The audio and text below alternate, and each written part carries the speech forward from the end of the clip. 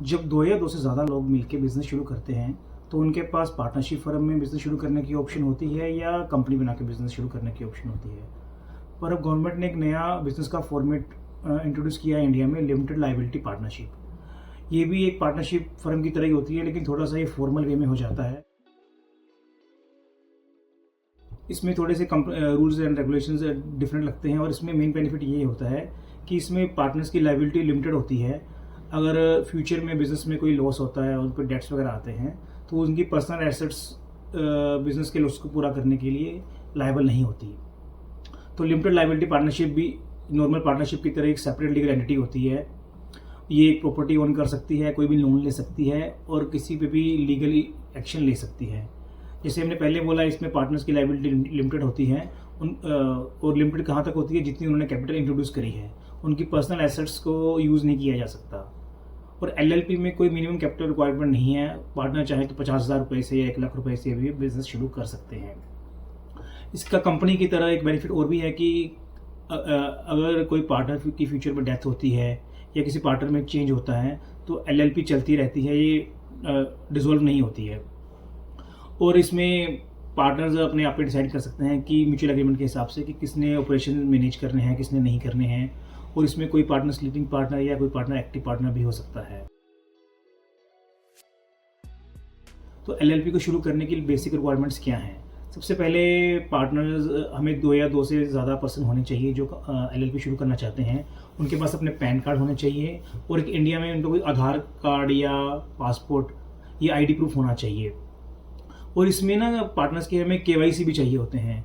KYC आजकल सबको पता है, बैंक हमसे बार बार केवाईसी मांगता है। केवाईसी में उसकी बैंक स्टेटमेंट या उसके नाम पे कोई भी इलेक्ट्रिसिटी बिल या टेलीफोन का बिल हो तो वो होना चाहिए। तो इन सब के साथ हम पहले अपने डीएससी डिजिटल सिग्नेचर अप्लाई करते हैं। डिजिटल सिग्नेचर के बाद हम पार्टनर्स का डिन डायरेक्टर आइडेंटिफिकेशन नंबर अप्लाई करते हैं।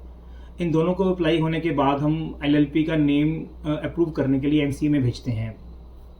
पार्टनर्स को नेम वही डिसाइड करना चाहिए अगर वो फ्यूचर में जिसका वो ट्रेडमार्क ले सकें या जिसके नाम पे उनको कोई वेबसाइट मिल जाए। बिकॉज आज की डेट में डिजिटल आइडेंटिटी या ट्रेडमार्क हर बिजनेस के लिए कंपलसरी सा हो गया है। नेम अप्रूवल होने के बाद हम स्टाम्प पेपर पे एलएलपी का एग्रीमेंट ड्राफ्ट करते हैं और उसको हम नोटरी से अटेस्ट करवाते हैं। इसके बाद एक हम अपना रजिस्टर्ड ऑफिस डिफाइन करते हैं कि हमने पार्टनर एलएलपी कहाँ पे शुरू करनी है और उस ऑफिस का एड्रेस प्रूफ भी हमें चाहिए होता है। ये सारी चीज़ें हमने जब ये सारे डॉक्यूमेंट्स हमारे पास रेडी हो जाते हैं तो हम LLP MCA ministry of corporate affairs की वेबसाइट पे जाके अप्लाई हो जाती है। नॉर्मल पर्सन के लिए एलएलपी को अप्लाई करना थोड़ा डिफिकल्ट हो सकता है, तो इसके लिए आप अपने सीए या सीएस की हेल्प ले सकते हैं। जब हम एलएलपी को अप्लाई कर देते हैं, थोड़ी दिन बाद हमारी एलएलपी इनकॉर्पोरेट हो जाती है और हमें सर्टिफिकेट ऑफ इनकॉर्पोरेशन मिल जाता है। इसके बाद हम अपना किसी भी बैंक में बैंक अकाउंट खुलवा के अपना बिजनेस शुरू कर सकते हैं।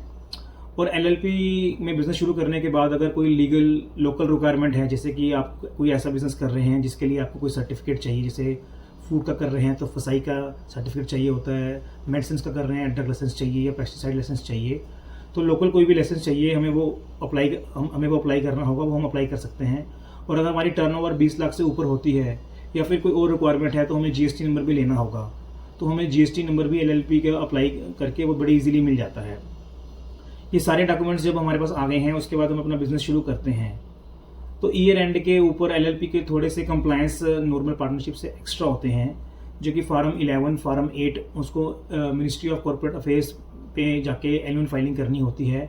और एलएलपी को अपनी एनुअल इनकम टैक्स फाइलिंग भी कंपलसरी है। इवन अगर हमने एलएलपी बना ली है लेकिन उसमें बिजनेस शुरू नहीं किया, तब भी हमें इनकम टैक्स की रिटर्न की फाइलिंग करनी होती है।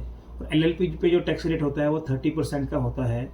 लेकिन इसमें हमें ये बेनिफिट होता है कि कंपनी की तरह एलएलपी के ऊपर डिविडेंड डिस्ट्रीब्यूशन टैक्स अप्लाई नहीं होता।